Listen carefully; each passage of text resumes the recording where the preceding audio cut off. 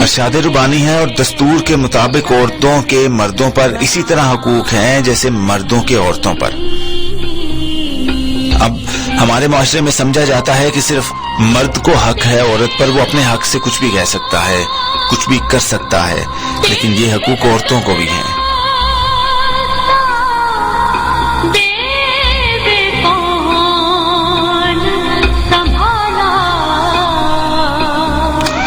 سورہ بقرہ میں ہے اور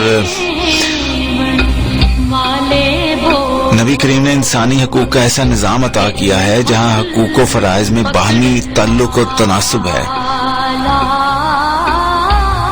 کوئی شخص بغیر اپنے فرائض پورے کیے حقوق کا مطالبہ نہیں کر سکے گا، اور اسی طرح اگر کسی کے حقوق ادا ہوتے ہیں تو اسے اپنے فرض پورے کرنے ہوں گے۔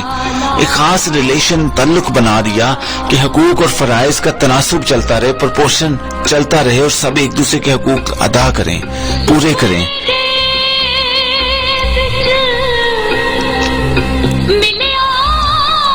اسلام نے بعض امور کو ان کی قانونی معاشرتی اہمیت کے پیش نظر حق نہیں دی بلکہ فرض قرار دیا ہے، اور ان کی عدم ادائیگی پر سزا کا کہہ دیا کہ ان پہ واجب ہے کہ ان کو سزا ملے گی۔ یعنی کہ اسلام میں شہادت گواہی دینا مردوں پر فرض ہے،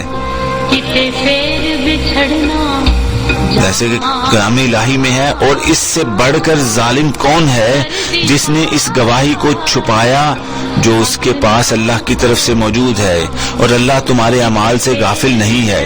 پھر ایک اور جگہ فرمایا اور تم گواہی کو نہ چھپایا کرو، اور جو شخص گواہی چھپاتا ہے تو یقیناً اس کا دل گنہگار ہے، اور اللہ تمہارے اعمال کو خوب جاننے والا ہے۔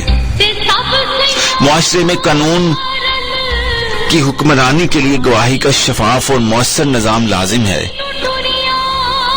اسلام نے مردوں کو ہر حال میں گواہی دینے کا پابند بنایا ہے، عورتوں پر فرض نہیں ہے۔